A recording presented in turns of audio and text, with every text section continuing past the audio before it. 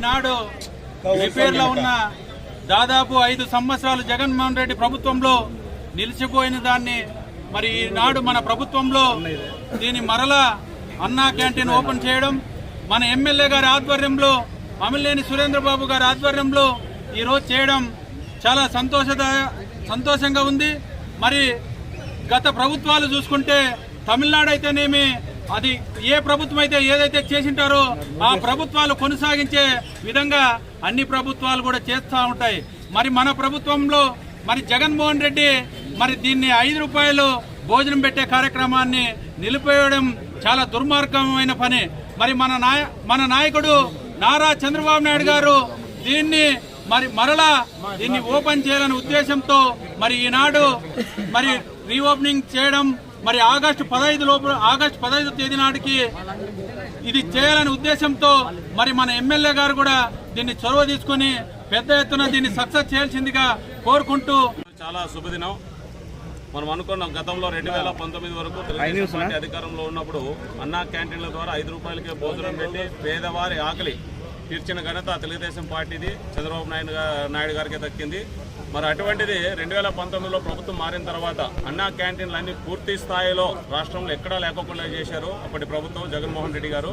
కానీ ఈరోజు ఎన్డీఏ కూటమి అధికారంలోకి వచ్చిన వెంటనే 2 నెలలు కానీ గడవక ముందే మొత్తం అన్నా క్యాంటీన్లన్నీ ఈసారి రీఓపెన్ చేసే కార్యక్రమం చంద్రబాబు నాయుడు గారు శ్రీకారం చుట్టారు.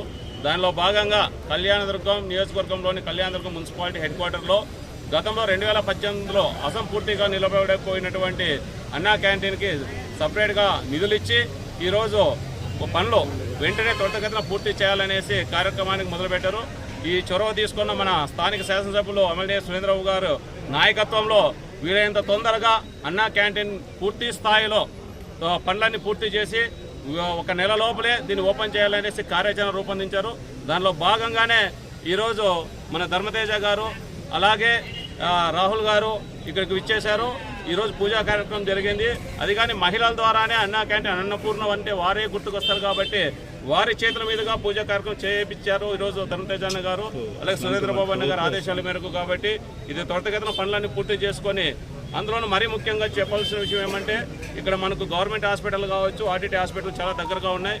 ఎంతోమంది పేదవారు ఇక్కడికి హాస్పిటల్కి రావడం జరుగుతుంది. వాళ్ళకి ఎటువంటి ఇబ్బంది కలగకూడదనే ఉద్దేశంతో ఇక్కడ సెంటర్ పాయింట్గా ఇక్కడ అన్నా క్యాంటీన్ ఏర్పాటు చేయడం జరిగింది. కాబట్టి ఇది పూర్తి స్థాయిలో సద్వినియోగం చేసుకొని పేదలందరికీ ఉచితంగా కేవలం 5 రూపాయలకే భోజనం సదుపాయం ఇక్కడ అన్ని వర్గాల వారికి అనుకూలంగా ఉంటుందనేసి మేము హర్ష వ్యక్తం చేస్తాం. ఇది వీలైన తొందరగా పూర్తి చేస్తాం. దీనికి కృషి చేసినటువంటి సురేంద్రబాబు గారికి అలాగే చంద్రబాబు నాయుడు గారికి ఎన్డీఏ కుటుంబానికి మొత్తం ధన్యవాదాలు తెలియజేసుకుంటున్నాం.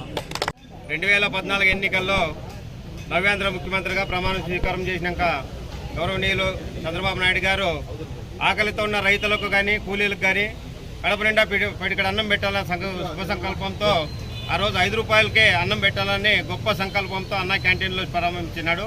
ఈ సైకో జగన్మోహన్ రెడ్డి అధికారంలోకి వచ్చిన తర్వాత అన్నా క్యాంటీన్లు స్టార్ట్ చేస్తే తెలుగుదేశం పార్టీకి కానీ చంద్రబాబు నాయుడు గారి పేరు వస్తుందన్న ఒక దుర్మార్గపు ఆలోచనతో ఆ రోజు అన్నా క్యాంటీన్లు దుర్మార్గంగా మూసివేయడం జరిగింది.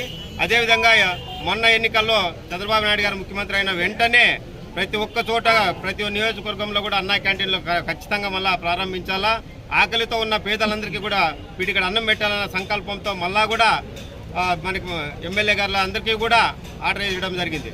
అదే సంకల్పంతో ఇప్పుడు కళ్యాణదుర్గంలో కూడా ఇక్కడ రిపేర్లో ఉన్నటువంటి భవనాన్ని మన గౌరవనీయులు ఎమ్మెల్యే గారు అమిలేని సురేంద్ర గారి చొరవతో ఎంతైనా ఖర్చుగానే పర్లేదు వెంటనే ప్రతి ఒక్కరు కూడా దానికి అందరూ అనుకూలంగా ప్రవర్తించి వెంటనే మనం పేదలందరికీ కూడా అన్నం పెట్టాలని శుభ సంకల్పంతో ఈరోజు మళ్ళా కూడా ఈ కార్యక్రమం మొదలుపెట్టినాడు.